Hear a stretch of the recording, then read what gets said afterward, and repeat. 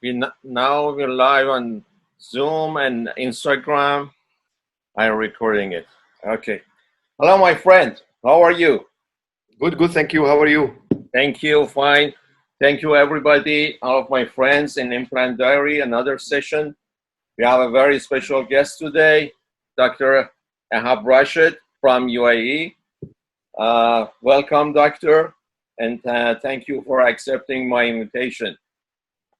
It's my pleasure to be with you. Thank you.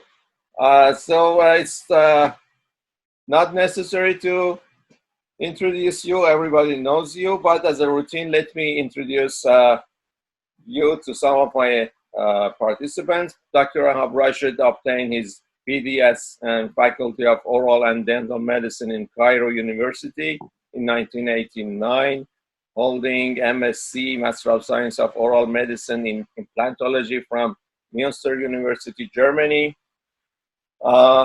Diploma of Oral Implantology, Freiburg University in Germany, Diploma of ICOI, Expert DGOI, and member of American Academy of Implant Dentistry, member of International Federation of Aesthetic Dentistry, and European Academy of Aesthetic Dentistry, certified in surgical and restorative procedures in oral implantology at Stuttgart, Germany, dental XP expert, president of WAUPS, World Academy of Ultrasonic Piezoelectric Bone Surgery.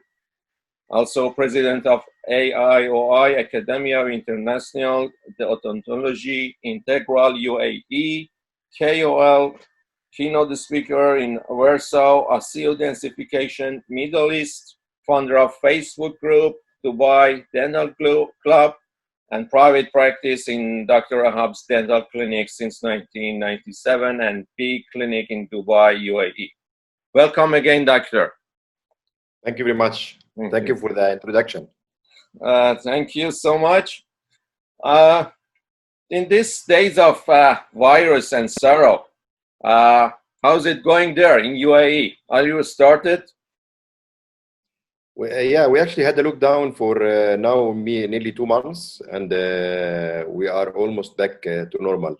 Usually, they started operating 30% capacity of most of the jobs, and then now nearly 100% just from 2 days ago. Great. But, yeah. Some offices and companies still not fully operating, but hopefully things will go back to normal within a few days. With any protocols, any restrictions? Yeah, nearly the government has emailed all the establishment, restaurants, hotels, clinics about the protocol that you have to follow, and they're sending inspectors to check that you implementing these rules.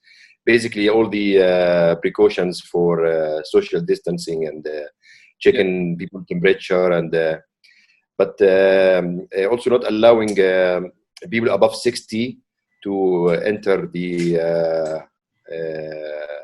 malls and this. But most of the things nearly back to normal. Great, that's a good news. Actually, in UAE, it's not affected so much by the virus. Yes. Yeah. No, it's not. To, for example, yeah. Iran. Yeah. Lots of people. Actually, no, because from the beginning they start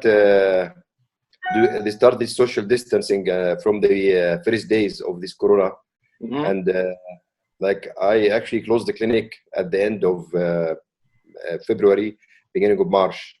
Yes. We had a circular that unnecessary work has to be stopped, and the government was quite alert at the beginning. This is why they started doing this isolation and curfew, but they didn't call it curfew. They call it national cleaning or something, just not to make it sound very obligatory and harsh on people, just to make it sound more sociable. Okay, great. Yeah. Take it easy. Took it easy with the people. Yeah. Great. And the government confined the situation very well, I think. Yeah. compared to neighbor country around UAE? Yeah, actually, when I was actually traveling at the beginning of March, I was in Holland, Hmm. and on arrival, I had to do a test at the airport. Okay. I was actually quarantined for 14 days. Yeah, same as me. Yeah, I couldn't go home, and they said you have to stay in quarantine. But they put me in a nice hotel, 5-star hotel. Everything was paid, and they even give you a menu what kind of food you eat, and you can Great. choose. Yeah, In Netherlands or in UAE? In Dubai? in UAE when I came back to Dubai. Oh, Yeah, great. Nice quarantine. yeah, yeah. Okay. Actually, I was a very nice hotel and overlooking the sea, and my friends were joking with me, telling me, "Oh, you have a nice view, and you're enjoying the room."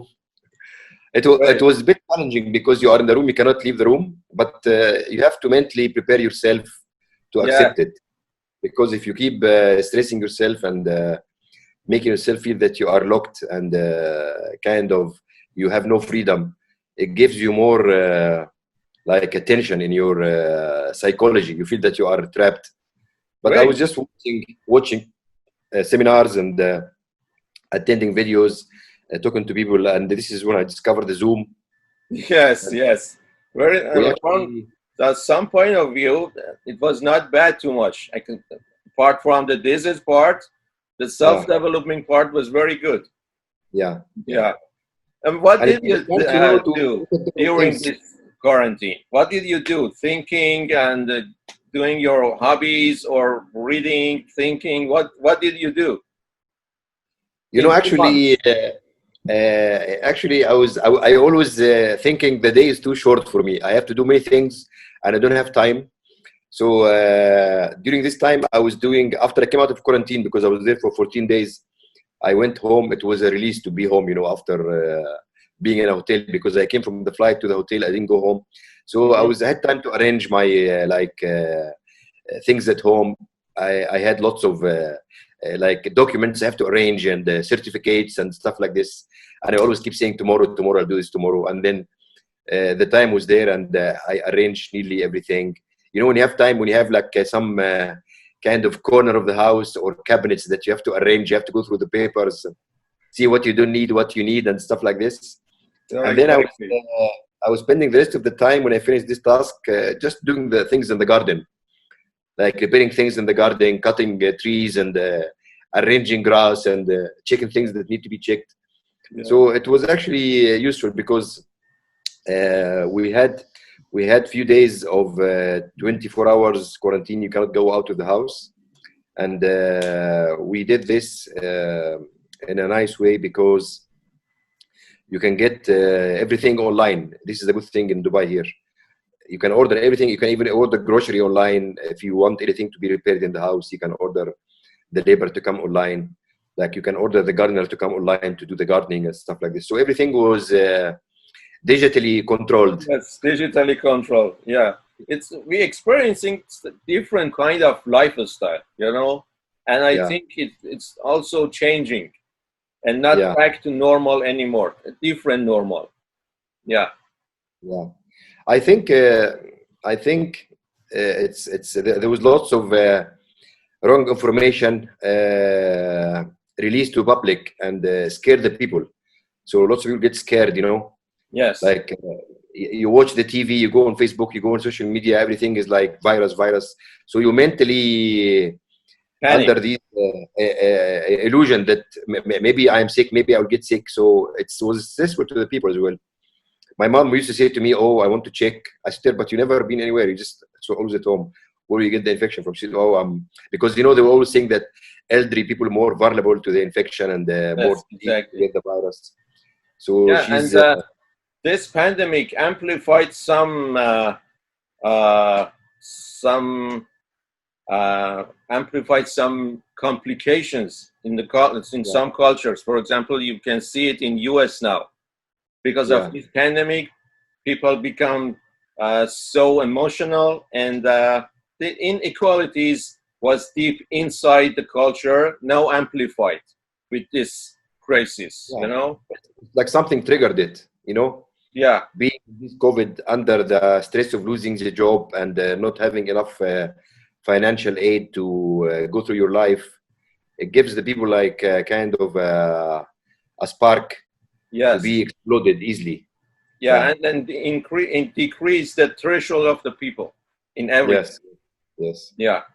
People are not more. Okay. It's not tolerant anymore as before. Everyone is like on the edge. You know. Yes, exactly. Yeah. Yeah. Yeah. I don't know Okay. how the situation in Canada. Is it? Hmm. In Is more? Canada, you know, the government uh, did very good job from the first place, and also I think the people have trust in their governments. So it was a mutual cooperation between people and government. So they confined it very well. And now gradually everything's step by step coming back, but very gradually. And the office started to work, I think, from 2 weeks ago, from the emergency, and getting better and better. Yes, with some protocols, and also this with social distancing. Not yet restaurants or barbershop, nothing yet, but in steps. Yeah. Yeah, Well, think hopefully soon it'll be over. yeah. Yesterday we have I think 300 new cases. Hmm. Another peak, but not as much as before. Yeah. I think the people now kind of experience that some people get infected and they see that they recover. So the fear of losing your life is not as much as the beginning. Yes, The exactly. beginning of the situation, everyone think that if I get this virus, that's it. It's I'm gone. I'm gonna die. I will not make it if I'm young or old. But now the people see that some of their friends get the virus, they recovered. They didn't have to be hospitalized. They didn't take any medication. So it's Yes, a matter of getting the people more, confident get and used more. to it, and yeah, Yeah, yeah, it's normalized, kind of normalized, and just maybe for very elderly on with or maybe with predisposing diseases. Yeah, so many of the patients recovered. That is very promising. Yeah, yeah, and it's becomes normal, I think. yes, yes, yeah. It's just the fact that when you don't know something, you are scared. It's Exactly. the fear of unknown. But when you know It is. something, Mhm.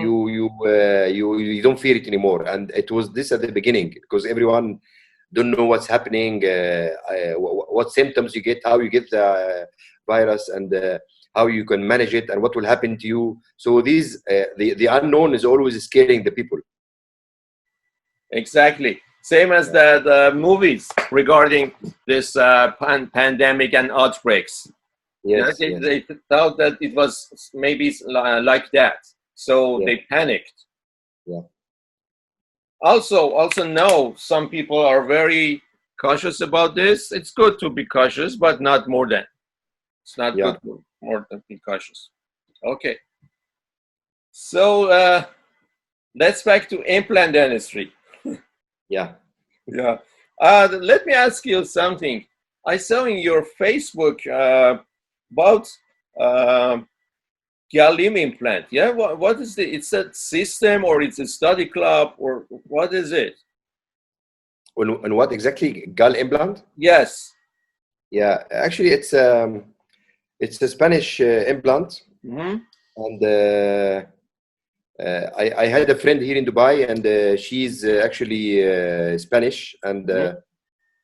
we've been married for many years. And she always tell me that her brother is a dentist in Hmm. Spain, and then she started getting these brand in Dubai. It's a Spanish implant system, and she asked me to kind of try it and give a feedback about it. Hmm. So and she asked me how to sort of like promote this implant. And I was clear with her at the beginning that most of companies selling implants, they more Yes. targeting the amount of implants that you buy and the numbers. And I said, if you want to be more like a star, you have to be different. And she asked me, what do you think we should do? And I said, you should focus on education, because people will come to lecture. It's not only a matter of numbers and sales and Yes. prices. The people like to learn something, and then also when they're learning something, they will also try to use the implant. So she took my advice, and they did few actually lectures here, and we did some events. And then I think that the event was not focused on marketing. It was just a normal scientific event, and we're talking about different things like bone grafting and soft tissue management and sinus lifting and stuff like this, and like full arch cases and the single implant cases and stuff like that. And the people liked it because they could see that the company focus is not only materialistic thing. Yeah. And she was very actually grateful, because she liked the idea, and she could see that she getting good feedback. Because most of I don't know about Canada, but most of implant companies here, they do an event. The speaker come, talk all the time about the product and how good the product and why should you use the product and stuff like this. So even the people sitting, they feel that it's more commercial rather than educational event. Yes. Yeah. People don't like system-related symposium or lectures. They like to learn implant dentistry. Exactly. They don't like system-related. Yes, it's not good approach for getting dentist. Actually, I tell you a funny story. I was asked by some implant company to do a lecture for them, and one of the first slides I was showing at the lecture, that I put about maybe 12 implant system, all in central incisor, and they all have the same result. So my philosophy of the lecture was, if you follow a protocol, it doesn't matter what brand you use, you always achieve the right result. So the company was very offended that I showed that all the implants will give the same result if you follow the same protocol. And they were very annoyed. But see, this is the reality. If you know the science, exactly. And if you know the facts and the literature, what the literature is saying and what the study is saying, it doesn't matter what can you use. I mean, if you drive any car, you can reach your target. If you're driving a Lamborghini, if you're driving a Honda Civic, if you're driving a motorbike, you will reach the target at the end. Yes, so exactly. It's no matter what you use, and because this is a common questions I get asked when I lecture from, especially young dentists. They ask me, what implant system you prefer? And they thinking the implant system is the thing that gives the result. It's not the skills of the physician, not the skills of the dentist. Yeah. This is you can ride Ferrari in some roads, but you can like a Safari in another for off-road system. Yeah, it's different.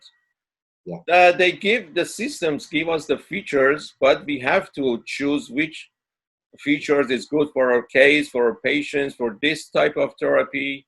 We can use different kind of features from them. Exactly. So clinicians' experience and knowledge is it's most important one to systems and any other factors. We can use these features. Yeah. Do you use many systems or one system in your practice? Many systems, but most of all, I use AnyReach. I like it very much because most of my cases in immediate placement. So it's very good for immediate placement. But also I have several systems, depends on the cases. Okay. But I think any dentist or any surgeons has a main system and another system beside it. Based on that cognitive ease, or you know your system very well and you like it. It's an option. You like to work with something more. Exactly. Yeah. And you work with which system? With Galim? You like it? I use actually mini system in the clinic, and I use this gall implant in many cases. Actually, it's quite good. Luckily, all the cases were successful, and I actually, when I tried to use an implant system that I never used before, I don't like to use it in a simple case. I like to use it in a complicated case, a case Yes. with a cracked and a case with like more kind of a challenging situation, not Yes. just a straightforward case. Yeah, I like it too. I like it. This work too. Yeah, I Yeah, like it. Like as a not that heroic action, but you are expert. You know every system. But when I want to check one new system, I like to use it in advanced case. yeah. Yeah, to check it. Yeah, Yeah, this is how you actually can check the ability of the system as well when you use it. Just but to use it in a very straightforward case, any implant case. I exactly. mean, as a basic kind of condition, you have a very high rate of success. So it's not really the way to test it. Yeah, in tough situation, you can test your system. Yeah. I want to ask you, in Canada, the implant treatment is covered by insurance, or it's not covered by insurance? How does it work in Canada? Uh, It depends on the different companies, but yes, they covered some of them. I don't know exactly because I didn't I didn't start my clinic yet. I haven't started yet. I Mm. don't know exactly the protocols, but yes, there are so many insurance companies and dentists and surgeons after work should fill so many paperwork. They have so many paperwork to send to insurance company. Yes, they covered, but I don't know how much it covered. Yeah, yeah, But insurance is very, very uh, big issue here in implant in dentistry. After work, one of my friends, I saw that maybe 1 2 hours to fill the papers after work every night. It's so okay. hard for them. Lots of documentation. Yes, lots of documentation, lots of. Yes. We actually in Emirates here we have this as a job for staff. You Mhm. can get someone called like insurance coordinator.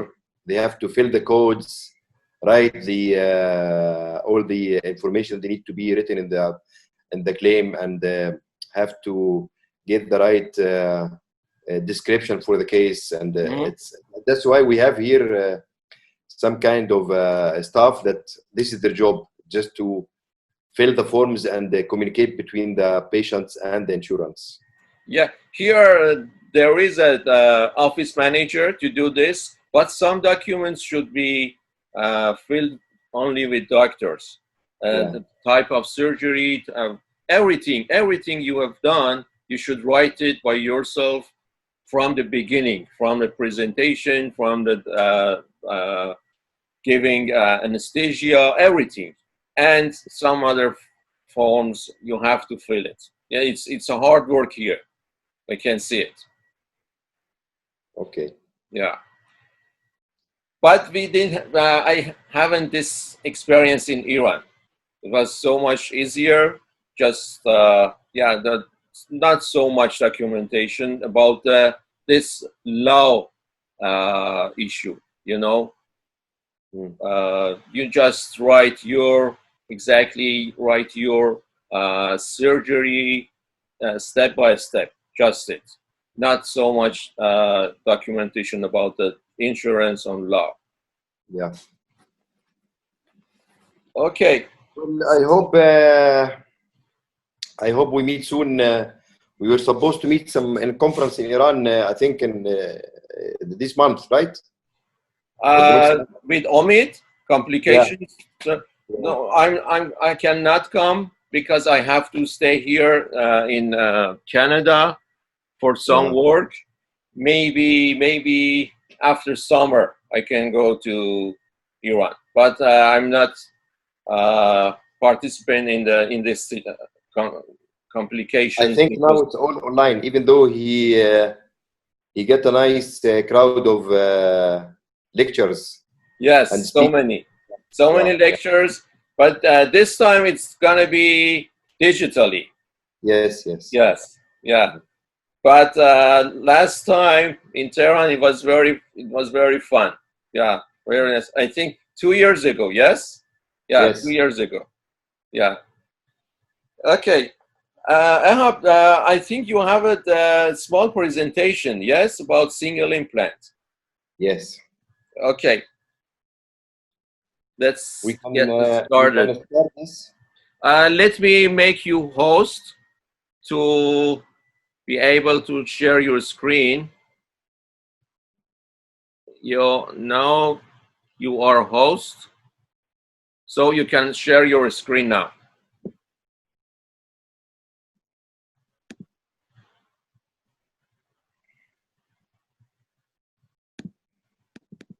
Okay, let me just get to this again.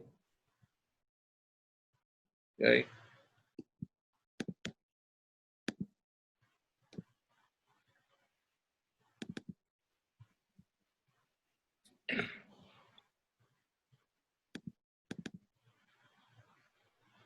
Perfect. Uh,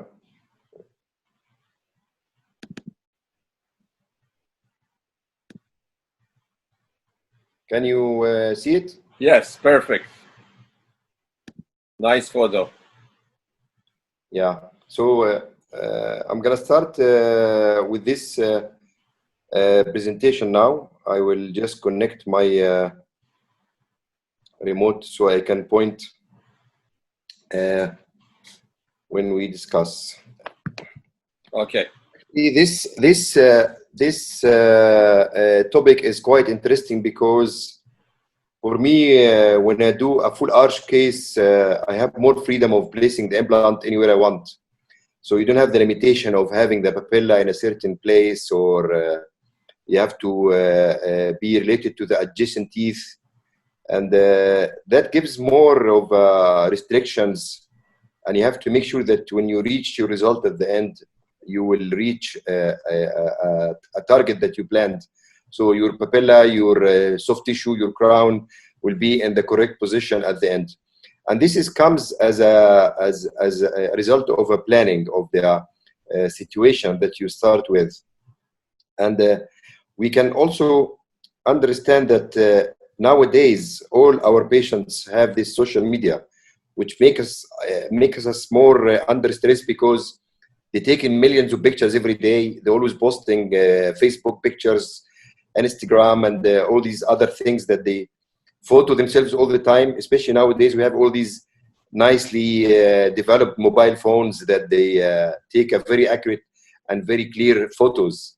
So when patients have this kind of, I would say, result, you have to make sure that everything's exactly falling in the correct position and nothing is in a wrong position.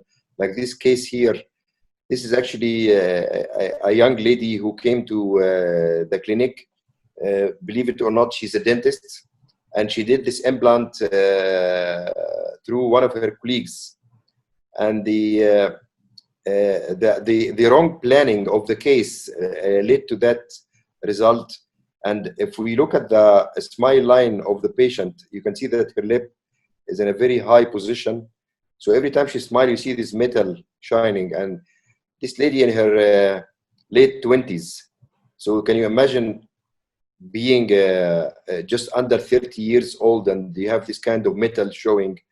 And how can you smile? You know, it's very difficult. And you can see that she's been through few correction treatment, like she had some grafting and soft tissue graft and bone graft as well. It didn't work, and simply because everything is started in the wrong from beginning for planning and everything. So that's why we have to plan our case. We have to understand what we're doing, and when you do something, you have to know that the patient will not walk in the street like this. We don't have these kind of looks anymore.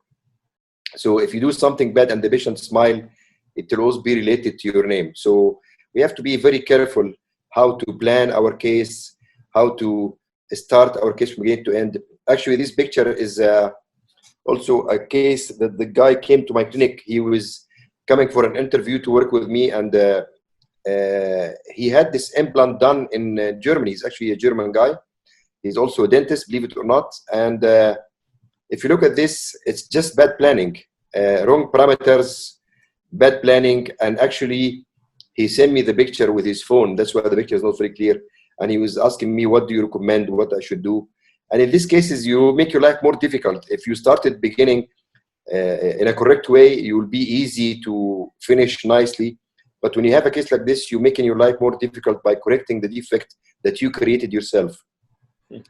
So when we work, we don't work blindly. We have to have our eyes open. Some dentists don't know where they're putting the implant or where they're putting the final crown. And this is exactly like doing a treatment with this kind of image, just closing your eyes and start treatment without knowing.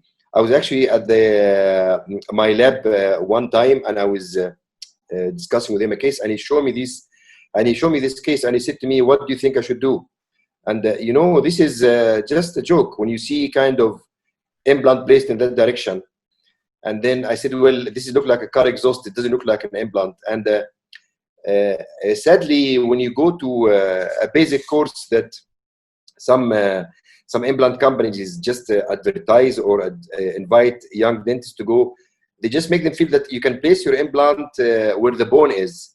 And this is not correct. You have to understand that you have to place your implant in a way that at the end of the day, at the end of the treatment, you have to have a good position to support this implant on a crown, and the crown should be facing the correct direction.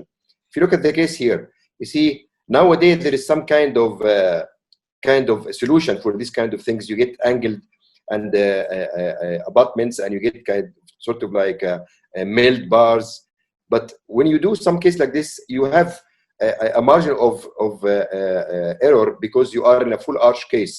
If you do this in a normal case where you have adjacent teeth, you are just making your life difficult, and the patient will not accept the end result. This is just a simple case that I want to show you that when I place implant in an edentulous patient, you can place your implant anywhere. It doesn't matter where you place the implant, because at the end of the day, you're going to have a full denture that will support the implant. So it doesn't matter where you're placing your implant, on a center or a lateral or a canine. So it doesn't matter. So if you look here at this case and see how we start and how we finish the case. This is an older lady who's actually a grandmother of one of my patients, and she lives in Hong Kong. She had to fly to Dubai, place an implant, and just go home with the temporary and the same visit, and then come back after a few months of healing. And then you just placed. You can see that I placed the implant in different places, and then this is how she starts at the beginning. She's nearly 90 years old. And if you look at the end result of the case, it's more simple to achieve and very nice result. She looks like a young lady. And this is the thing about when you do a full arch, you have a freedom of placing the implant in different places. You can maneuver around with the position of the implant and so on. So we look at the result of the case. You see how the lady, she look quite actually happy after the end of the treatment. And this is what you see is only acrylic teeth and acrylic gum or ceramic gum. That it doesn't really limit your kind of implant position or soft tissue position at the end. We have to understand this very carefully, because when we do a simple implant in a case that the patient is young and you have only one tooth to replace, I get this actually. A study was done by my colleague, Dr. Robert Miller in Florida, and he actually lent me this slide, and you can just see how many parameters that you have to care about when you place an implant.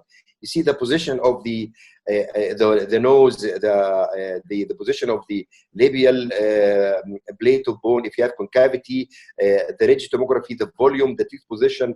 There is many parameters. See 27 parameters that you have to consider when you place just one tooth.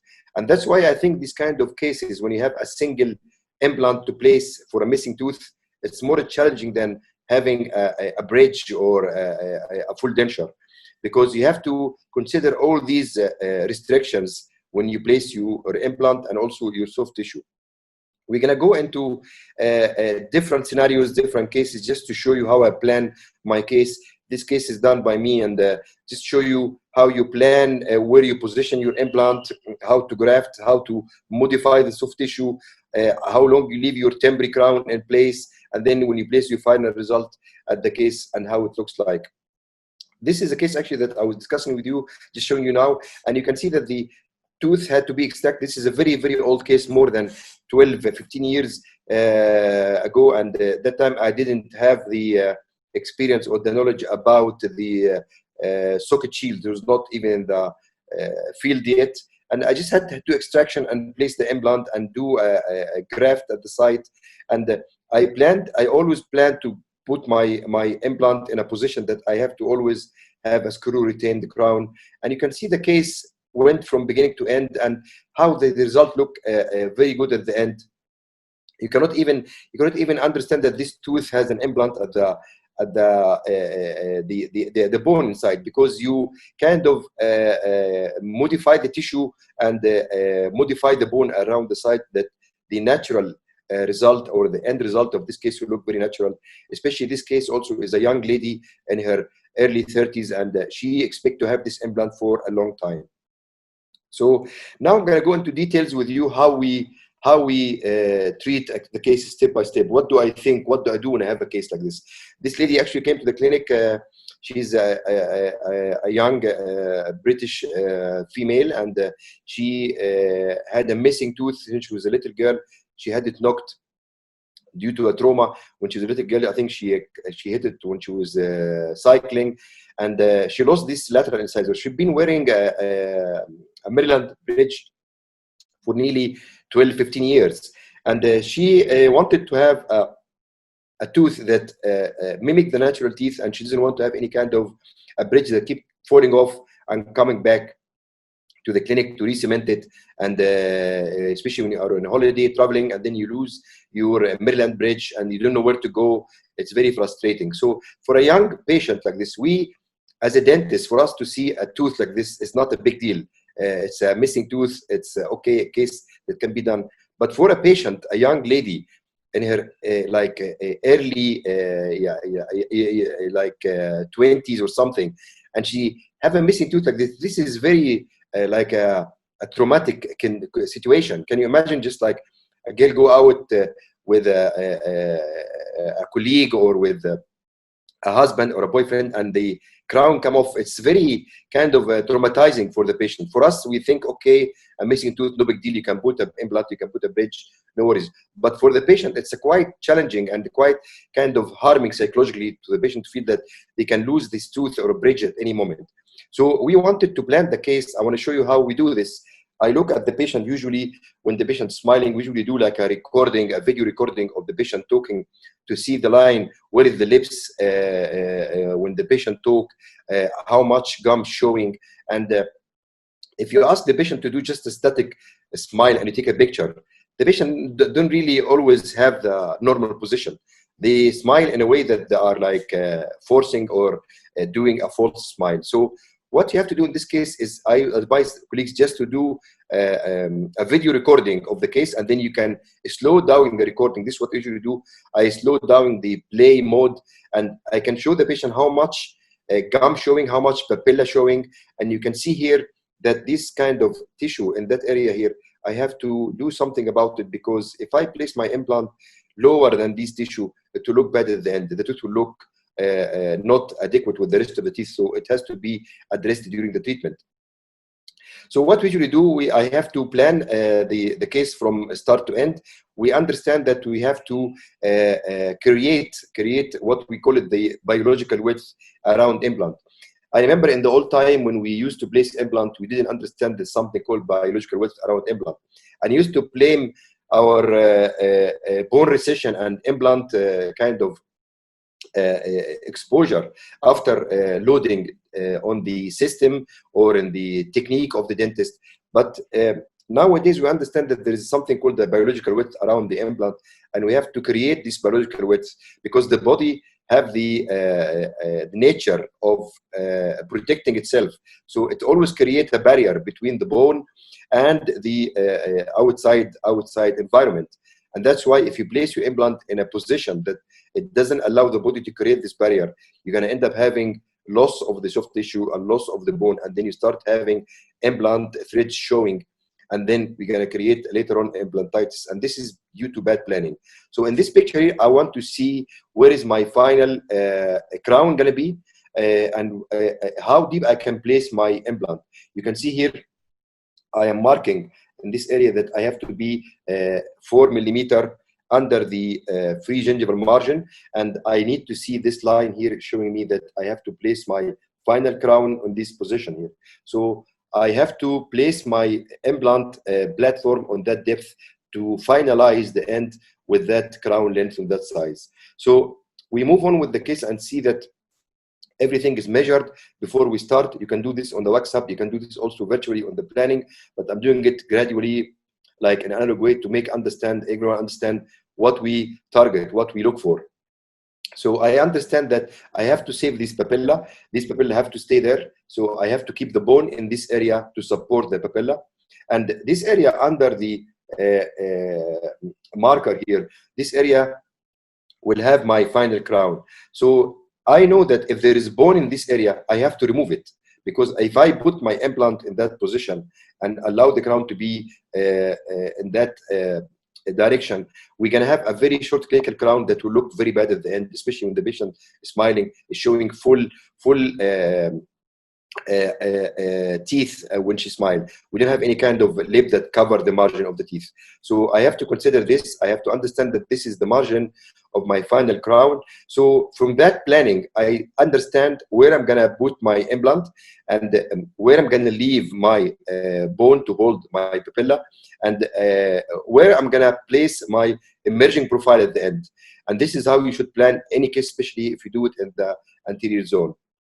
So we're going to move with the case and see how we plan it as well. I want to show you just a small video about biological width around implant that we didn't know before. Like a few years back, we didn't understand this. We used to blame on the implant design and platform switching, and every company used to come with an idea of a design of the implant and design of the abutment, because we didn't understand that time that the body will perform its nature and it will form the biological width.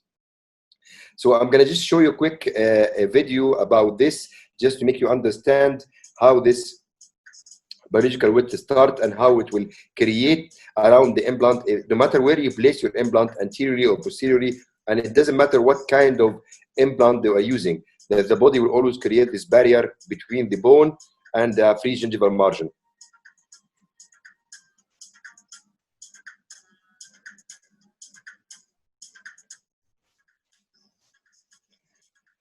If you look at the picture, you can see how much width and thickness of soft tissue. This is very crucial to start to create around any implant, because if you don't have enough seal around your implant neck, you're going to have bacterial invasion. And this is in this actually picture here, we can see that if you have a short tissue as here, you have to place your implant deeper, and then basically the more you have tissue, you have to place your implant shallower. And if you can see at the last image that when you have a thick amount of soft tissue, you can place your implant at the margin of the bone. That's why we should always understand how much soft tissue we have before we place our implant. I always check this by probing. I numb the patient, make anesthesia, and then I check the amount of tissue kind of coronal to the bone area. Make sure that I create a big amount of soft tissue around that side, and it will also allow me to know how deep I'm going to place my implant. because we used to buy implant and they tell us this implant is soft tissue level or bone level, and then you place your implant bone level, and then later on you see a depression that comes and some kind of bone recession around the implant, and you think, what did I do wrong? I followed the instruction. It's a bone level implant. I placed it to the bone level, but we did not check the margin of the soft tissue, and that's why this implant became exposed after loading. This is something very crucial to understand, and we have to know exactly what we're doing. So we come back to the case here and see what we have to do now. You see, I am marking. You can see the pencil on the adjacent teeth here, because I want to mark where is my the margin of the soft tissue of the gingiva, and I like to make this mark here to guide me, just to make sure that I'm placing my implant in a position that would allow me later on to have a final result in a proper way. So we try to remove this amount of bone here, because this bone, we don't need it here. This bone is like, will stop us having a biological width. So I create this pouch, as you can see here, and we try to mimic like an extraction site. And you can see that we never touch the peaks of bone on the distal and mesial side, because these peaks of bone will support the papilla. So you have to understand that if you cut this bone, you're going to have a recession and you will have no papilla, and you're going to end up having a black triangle.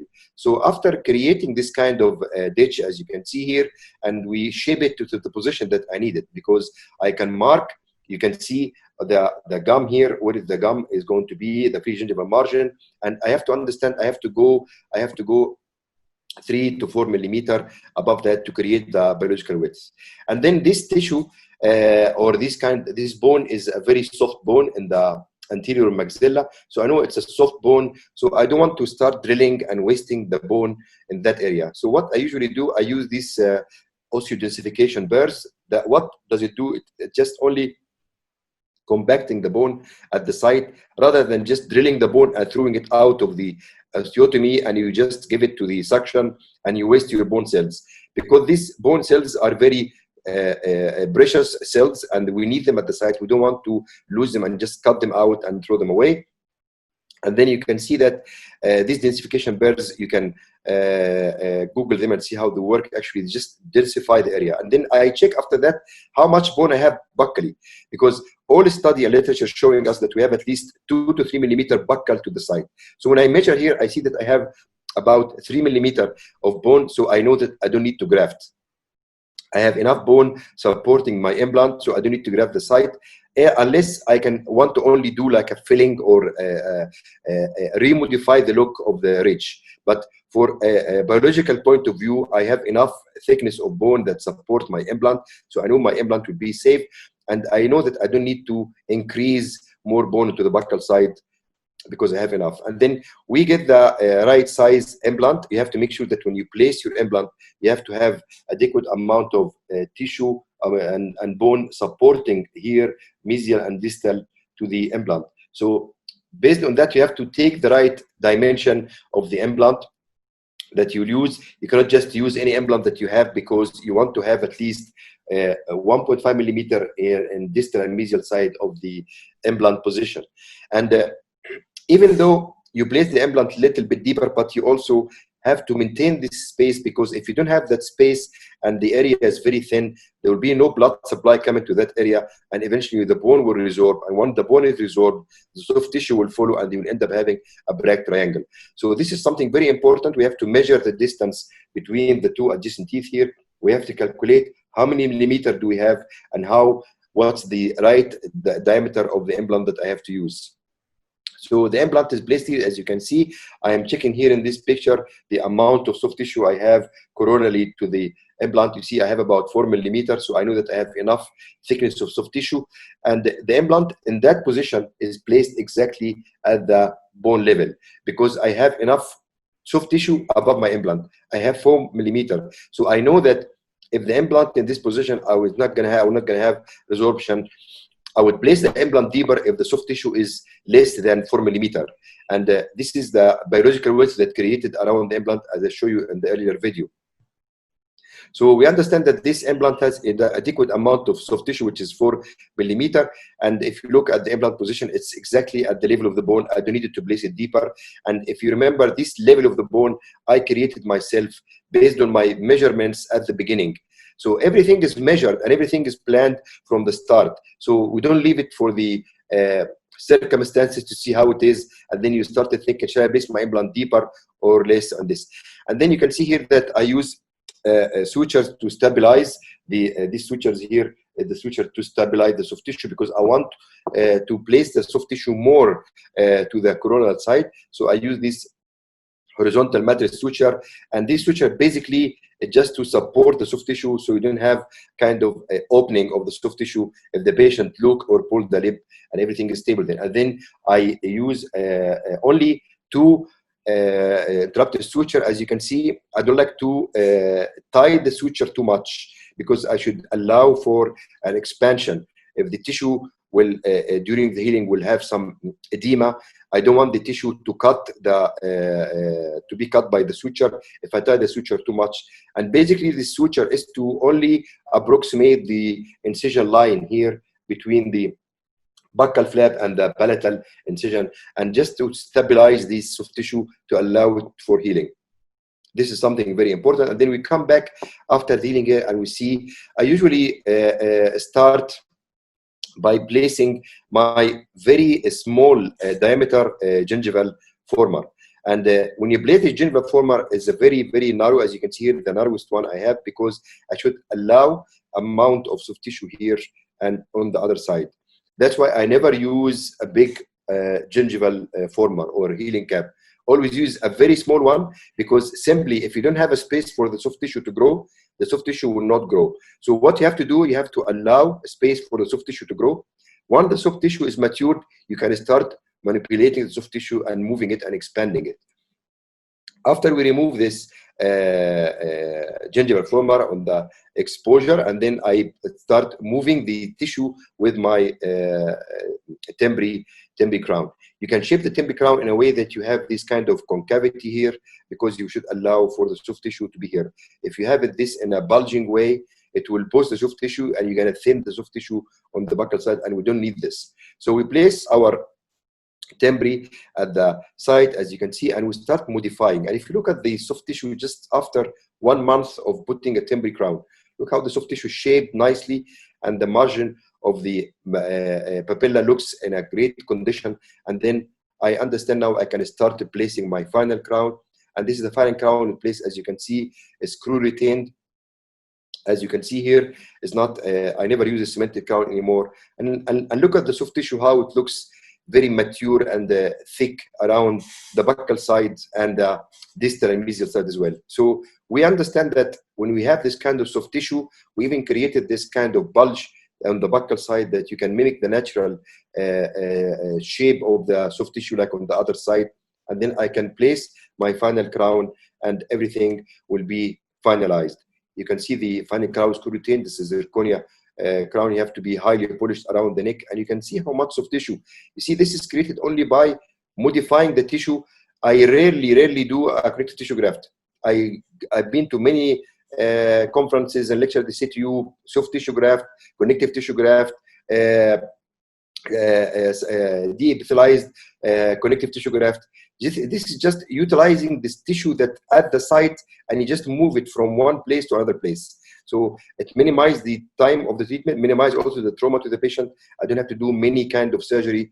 And then we move on with the case and see how it looks on the buccal side. This is how it starts, and this is how it end. You can see a big amount of keratinized tissue buccally, and the implant in place that allow me to have a screw retained, and this is the final crown placed at the end.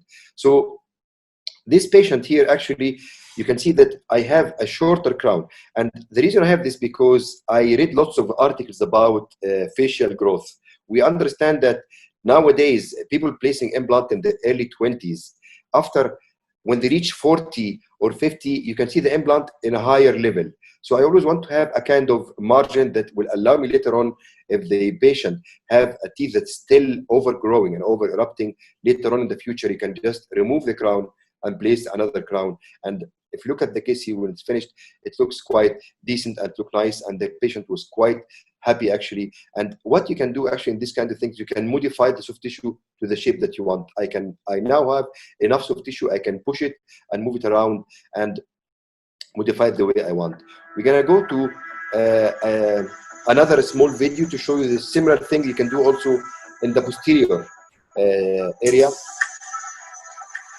This tooth was compromised and had to be extracted, and the patient requested to have the treatment done in the same visit. So we dissect the tooth, we maintain the bone at the area, densify the bone, and then implant will be placed, and everything is covered just by the PRF membrane, and leave everything to heal. And you can see that I have a kind of a crown that will modify the tissue, and you can push the tissue to the way that you want, and then the final crown is based. As you can see that after all this treatment, all the margin of the gum is exactly at the same position as we start. We didn't lose any gum, and the soft tissue exactly at the same position as we start from beginning till the end. Now we're going to go to another case of a central incisor. This is a case of a central incisor. The lady came also to the clinic.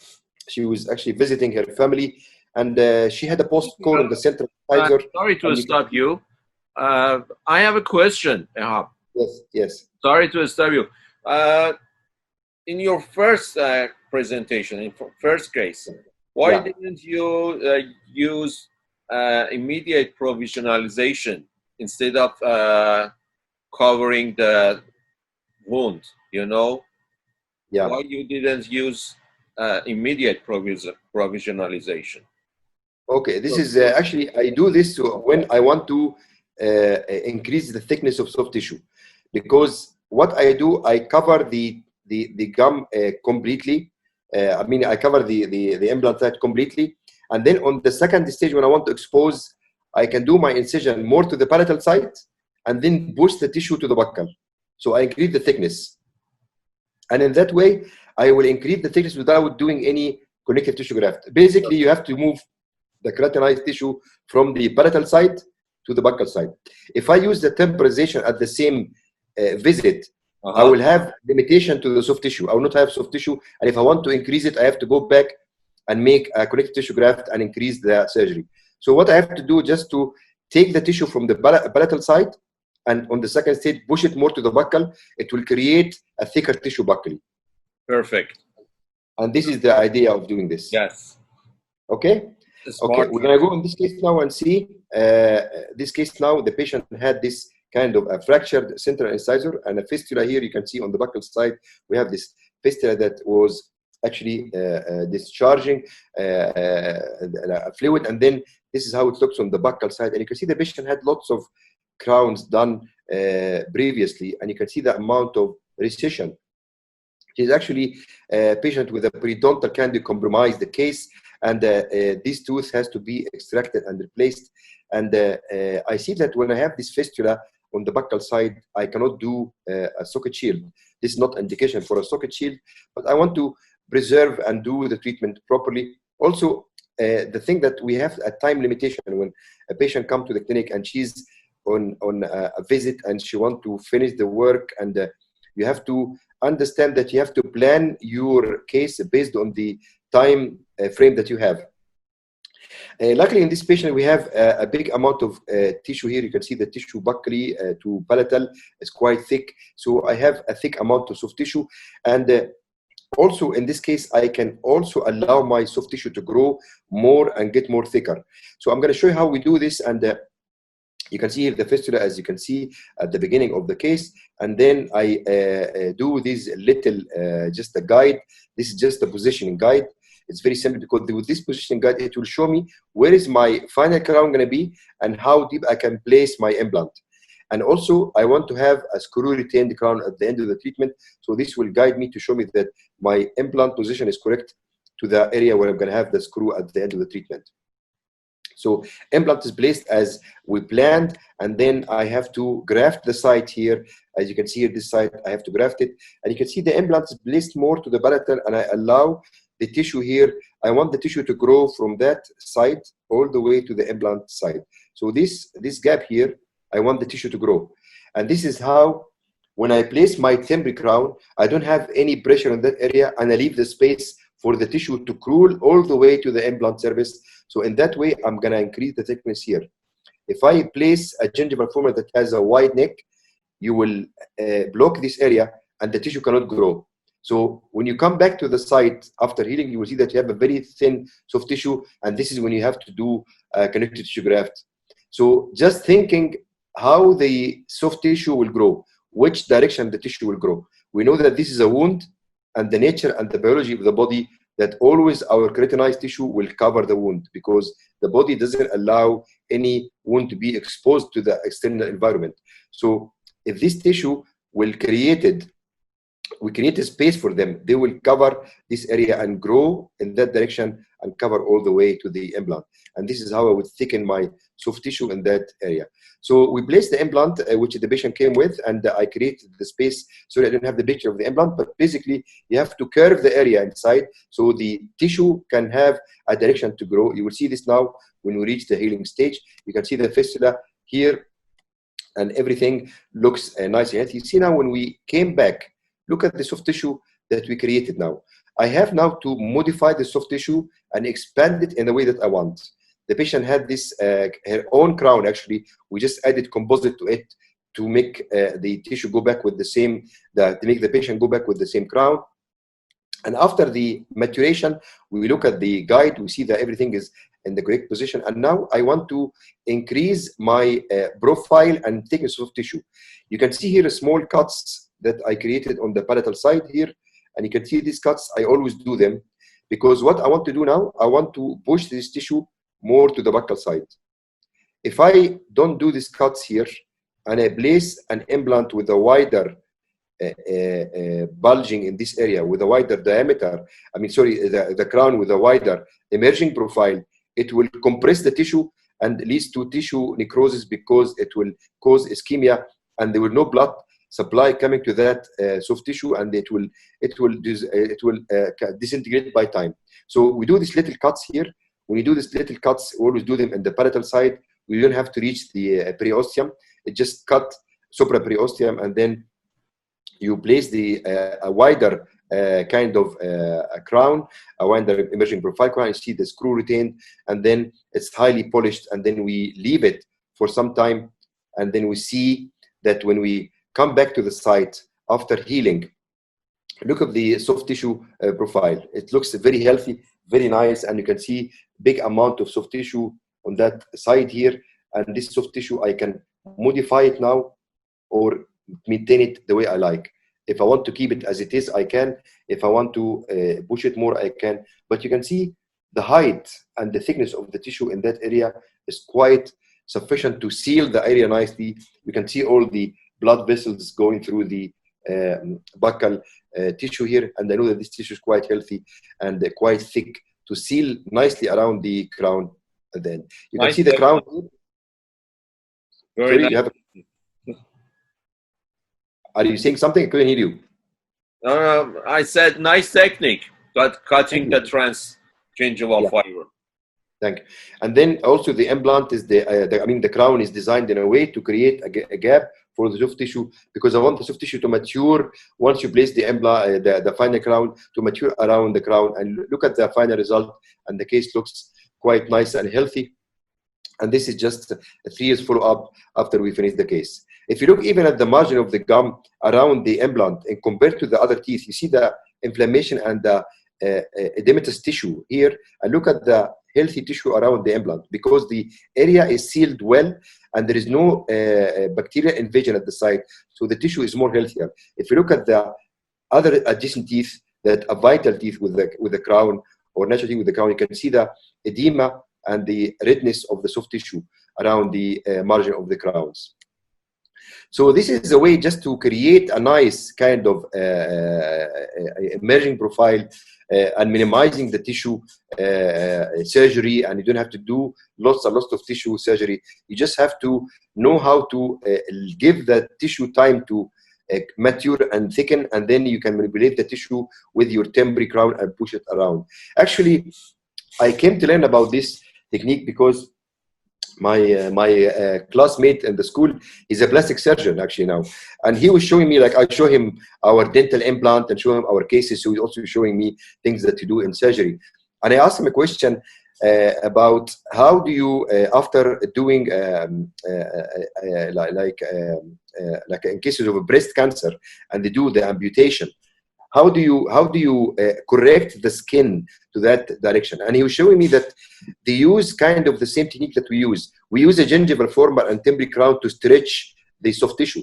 They also use similar things like balloons and kind of things to allow the skin to grow under pressure, and you can shape it to the way that you want, and then it looks like a natural thing. And this is how they correct the defects.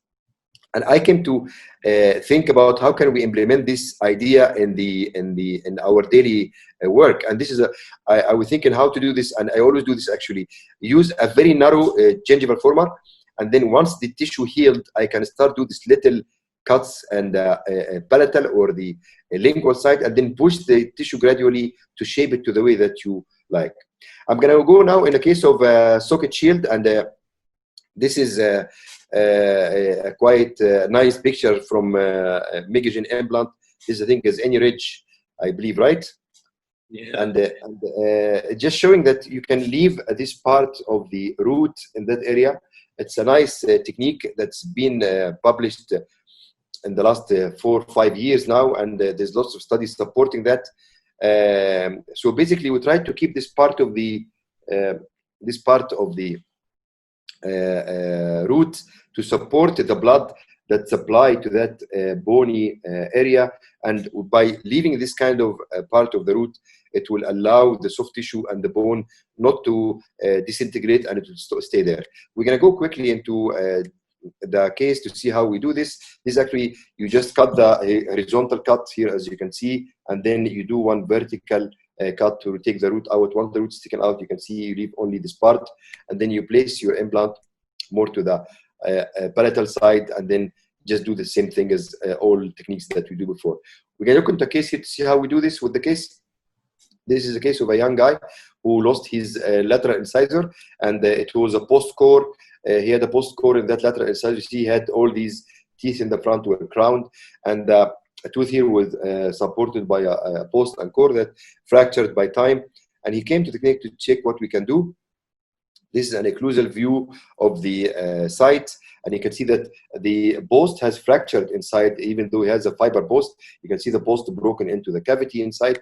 And then we plan to do the socket shield. We cut the part, as you can see here, more mesial to distal, and dissect the root and take the palatal part out gradually without doing any pressure. We never touch the shield because we want to keep it stable, and then slowly take the part out from the palatal side, and then we clean the side clearly and make sure that everything is clean. And then I place my implant more to the palatal side. We never touch the shield, and the shield always cut to the bone level, so it's not above the bone level, because we want to allow the soft tissue to grow from here to here.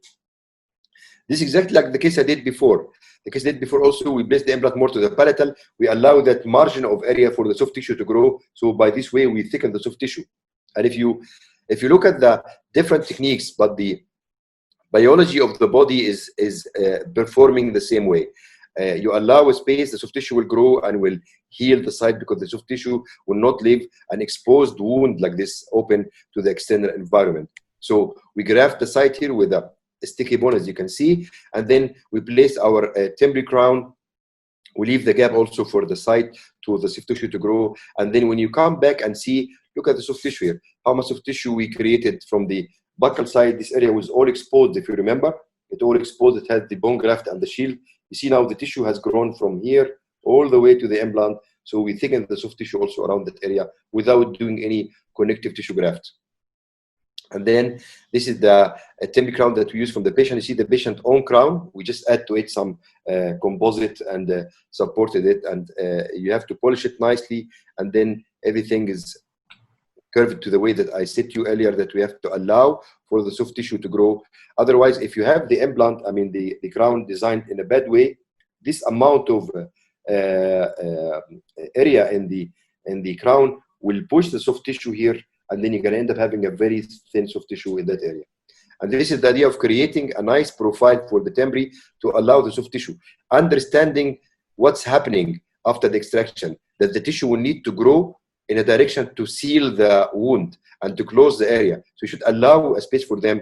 And that's why I never use a wide neck kind of gingival former or a crown, because I want to create a space for the soft tissue to grow. And if you go back to the case and see how it looks from beginning to start and again to the end, and you can see that the soft tissue all look nice and adequate around without grafting soft tissue, without doing any soft tissue graft. Totally the site itself. So just manipulating the site, manipulating the tissue to make them grow in the direction that you want them to grow. And this is how it looks at the beginning and the end. And this is the final crown being placed, screw retained, and you can see the amount of thick tissue on the buccal side, and you can even push it more. As you can see, when I place my crown, you can see the blenching here. This blenching should go in few minutes. We should not leave it if it stays there for a long time. You know that your crown is too thick and is pushing too much on the soft tissue, and you will end up having a recession. This is something very important because we want the tissue to go back to normal. I make the patient sit in the clinic for a few minutes, and then I look to make sure that it looks nice and red like the adjacent teeth. And this is how the treatment follows from the temporary to the final crown, and this is the end result.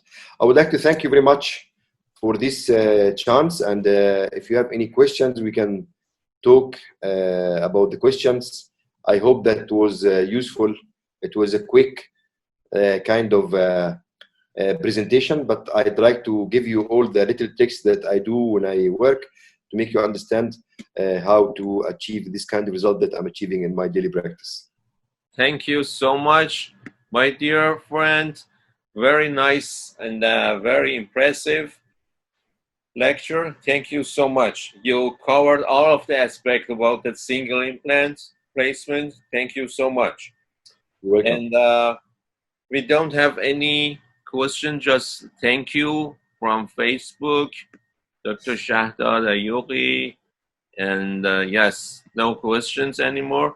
So you're saying that if you know biology better, we can place implant safer and more accurate. Exactly. Yeah? Yeah. Biology is main thing in implant placement.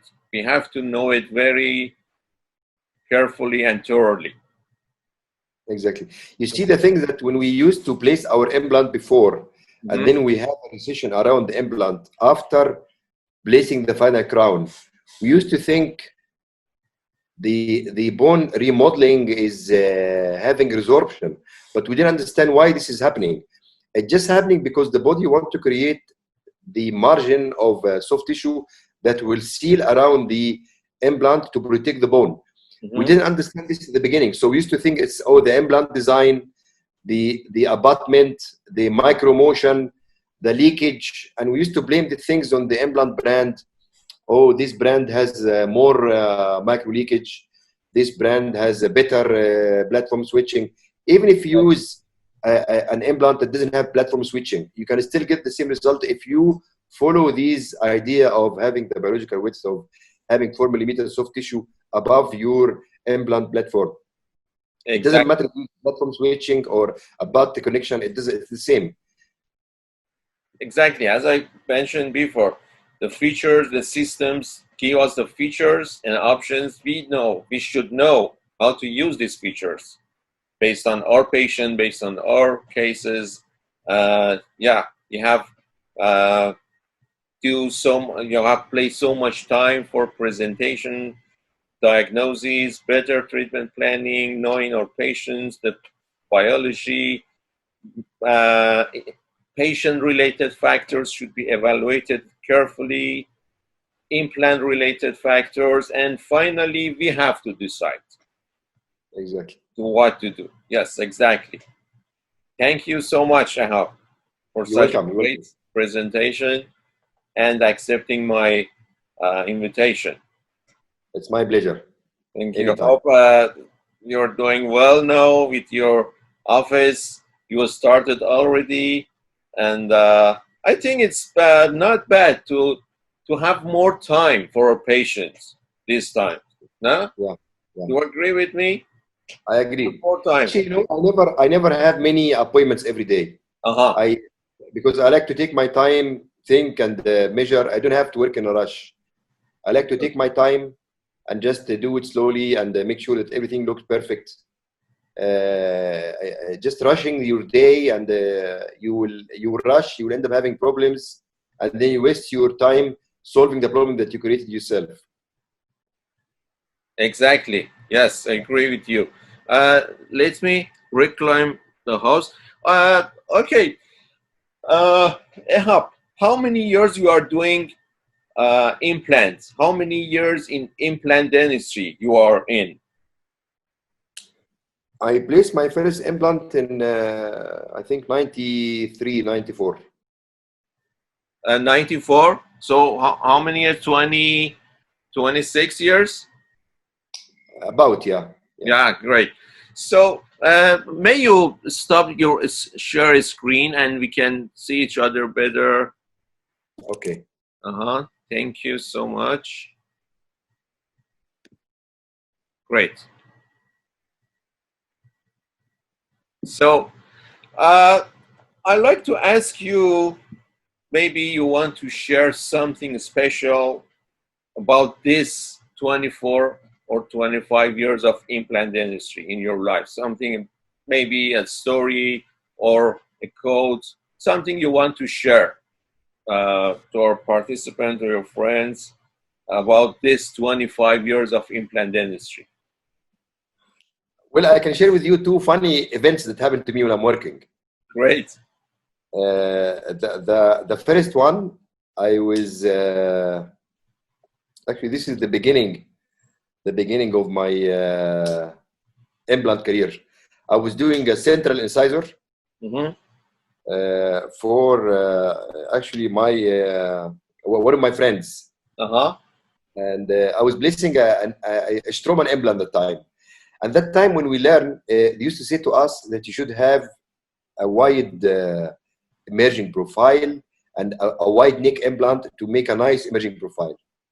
Uh-huh. So I was placing maybe I think 4.8 implant in a central incisor, which is something I would never do now. Mm-hmm. Okay, and while I was drilling, that time we didn't have CBCT, we didn't have surgical guide. So while I was drilling, I hit the incisive canal, and then there was like a volcano of blood. Oh my God. And then I didn't know what to do, and I was and you could see the blood pumping from the socket, like it's like a fountain, you know. It was spraying, literally was spraying outside like a fountain. Wow. Yeah. So I panicked because I was just starting my implant and thinking, what going on? I'm gonna like have this patient bleeding till something happened to him. Always So bad things happens at the first. I don't know why. yeah. And then I actually, because I was using a very big diameter implant, because we were taught that time you should have a wider implant to have a nice emerging profile. Mm-hmm. The drills was quite aggressive. So just I touched the, of course I cut the incisive blood vessel, and the bleeding was like enormous. So I blocked the site with a gauze, and I asked my assistant just to hold it with pressure, and she was bolting the suction, and the code was just getting filled with blood like rain. I didn't know what to do, so I called my colleague who is A&T specialist, and I told him, listen, I'm doing this implant, and I hit the incisive artery, and it's just bleeding like crazy. What can I do? Can you come to help me to do something? Because I thought, okay, then now I ruptured this blood vessel. So he said to me, well, just pack it with anything. And I thought, okay, let me just put the implant. So I put the implant, and the implant was quite thick, you know. It was this rounded tip, and it sort of healed or just stopped the bleeding.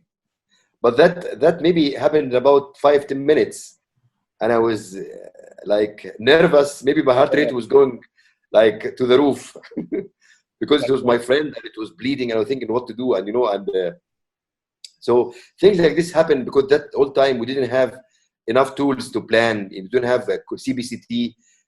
Nowadays you can measure, you can get a guide, you can, okay, nowadays if this happened to me, I would know how to react even if I'm not using a guide. But that time I was just the beginning of my implant. It was like a shock for me. Yeah. One more incident happened to me once. I was placing an implant. It was an upper 6, and I just turned the implant and the implant disappeared. Both. Oh my God. No implant. And the implant went inside the sinus. Okay? And I x-ray and I could see the implant in the sinus. And I was thinking, okay, what I should do now? I should actually, this was the beginning of my also implant.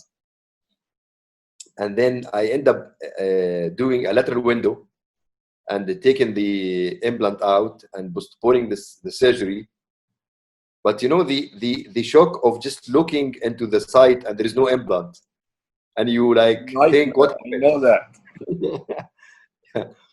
So you see, nowadays you have all these tools to plan, and even if you want to do a sinus lift, you have all these tools to do a sinus lift very easily. It's not as difficult as before, and it's a very fast, so it's not really a kind of time consuming as now. This is actually two funny stories that happened to me at the beginning of my implant career. But you see, I think we learn from our mistakes. It didn't put me off. I was trying to find a solution. Why this happened, and how can I like overcome this problem? How should I avoid to have it again? Yes, we learn and should not give up on mistakes. Exactly. We have to move forward. With right decision, right tools. Now with digital dentistry, actually we can have our patients virtually in your laptop from every aspect, 3D with soft tissue, everything. It's virtual patient. You can do anything before surgery. Exactly. Yeah, it's very nice now. Okay, very nice. That was my pleasure to have a talk with you, with your presentations and your stories about what happened to you. Thank you so much, my friend. Thank you for your time. You're welcome. You're welcome.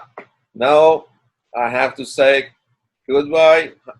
I hope to see you again soon after this pandemic, maybe in another symposium. I'm going to look forward to look you in near future. Thank you very much. Thank you. Thank you. Stay safe, and follow the protocols and follow your heart. Thank you very much. Thank you. Stay Okay, safe. bye-bye. Bye. Bye-bye.